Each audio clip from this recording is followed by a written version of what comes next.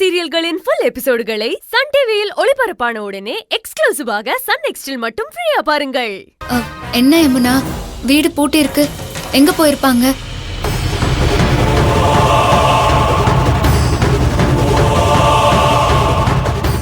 சரி, இரு, நான் ஃபோன் பண்ணி பார்க்கறேன்.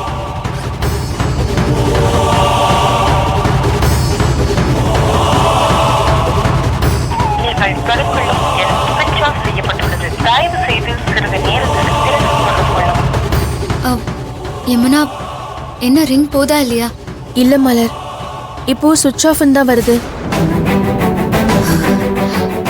இப்ப நம்ம என்ன பண்றது யமுனா? காலையில அவ்வளோ நம்பிக்கையா நம்ம கிட்ட வந்து எல்லா உண்மையும் சொல்றேன்னு சொன்னாரு. இப்போ எங்க போனாருன்னே தெரியலையே. ஃபோன் பண்ணாலும் சுவிட்ச் ஆஃப் வருது. அதாண்டி எனக்கும் ஒண்ணும் புரிய மாட்டேங்குது.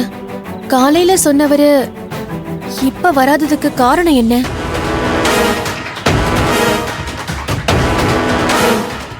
சரி வா மலர், அந்த செக்யூரிட்டியை நம்பி டைம் வேஸ்ட் பண்ண வேண்டாம். கடைசி நேரத்துல காலை வாரிட்டாரு. சரி வா.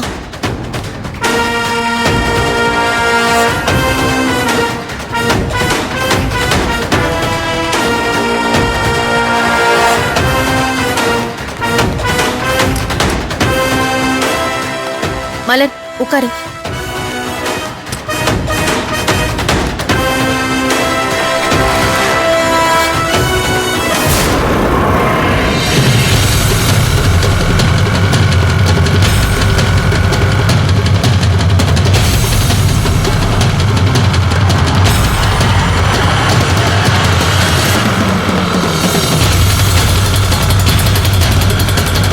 போயிட்டாங்க. அப்பாடா.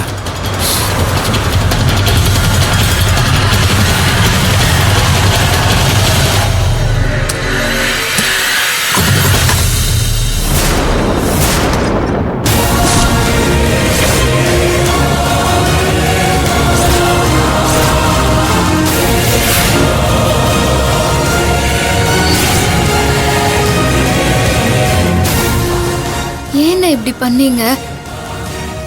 எங்களை பார்த்து எதுக்கு நான் இப்படி பயந்து பயந்து ஒளியறீங்க? உங்களை தாங்க கேக்குறோம். இன்னைக்கு டியூட்டிக்கு வருவீங்க, எல்லா உண்மையும் சொல்லுவீங்கன்னு நாங்க எல்லாரும் உங்களை எதிர்பார்த்து காத்துட்டு இருக்கோம். நீங்க என்னடானா எங்க கண்ணிலேயே பட்டுடக்கூடாதுன்னு பயந்து ஓடி ஒளியறீங்க. இப்படி பயந்து ஓடுற நீங்க காலையில எதுக்காக அவ்வளோ நம்பிக்கையா வந்து எல்லா உண்மையையும் சொல்றேன்னு வாக்கு கொடுத்தீங்க? அண்ணா, ஏதாவது பேசுங்க அண்ணா. நீங்க சொல்ற உண்மையை வச்சுதான் என் புருஷனை காப்பாத்த போறோம்னு நான் நம்பிட்டு இருந்தேன். நான் என் சூழ்நிலைய சொல்லியும் இப்படி நம்ப வச்சு ஏமாத்துறீங்களே என்ன? உங்களுக்கே இது நல்லா இருக்கா அண்ணா?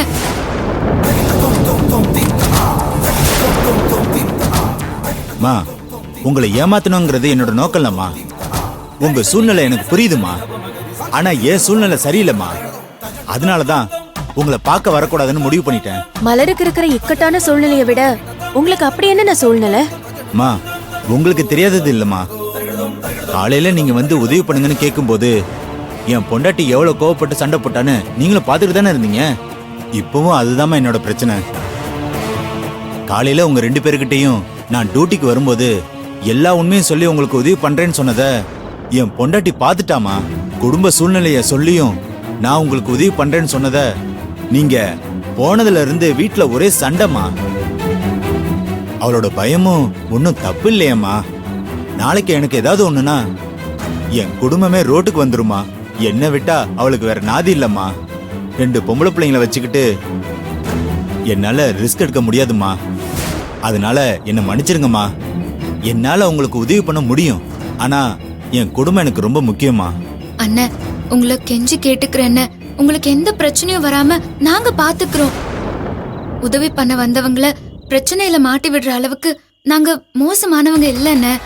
இதனால உங்களுக்கு பிரச்சனை வருதுன்னா நான் உங்களை உதவி பண்ண சொல்லி இப்படி வந்து கேட்டுட்டு எல்லாம் இருக்க மாட்டேன்னு. நீங்க நடந்த உண்மை என்னன்னு மட்டும் சொல்லிட்டா போதும். அதை வச்சு நான் என் அர்ஜுனை காப்பாத்துறதுக்கான வழியை யோசிச்சுப்பேன். மத்தபடி உங்களுக்கு எந்த பிரச்சனையும் வராம நான் பாத்துக்கிறேன்னு. நான் அப்படி பிரச்சனை எல்லாம் வர விடவே மாட்டேன். ப்ளீஸ்ண்ண, கொஞ்சம் சொல்லுங்கண்ண.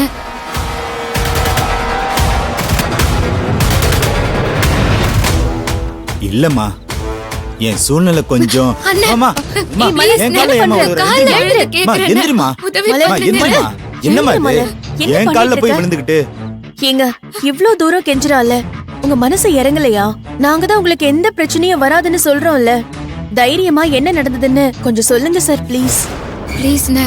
உங்களுக்கு 2 பொண்ணு இருக்குன்னு சொல்றீங்கல்ல, அவங்களுக்கு ஏதாவது பிரச்சனைனா இப்படிதான் நீங்க யோசிப்பீங்களா? மலரையும் உங்க பொண்ணா நினைச்சு உதவி பண்ணுங்க சார் ப்ளீஸ். இதனால உங்களுக்கு எந்த பிரச்சனையும் வராதுன்னு நாங்க உத்தரவாதம் கொடுக்கறோம்.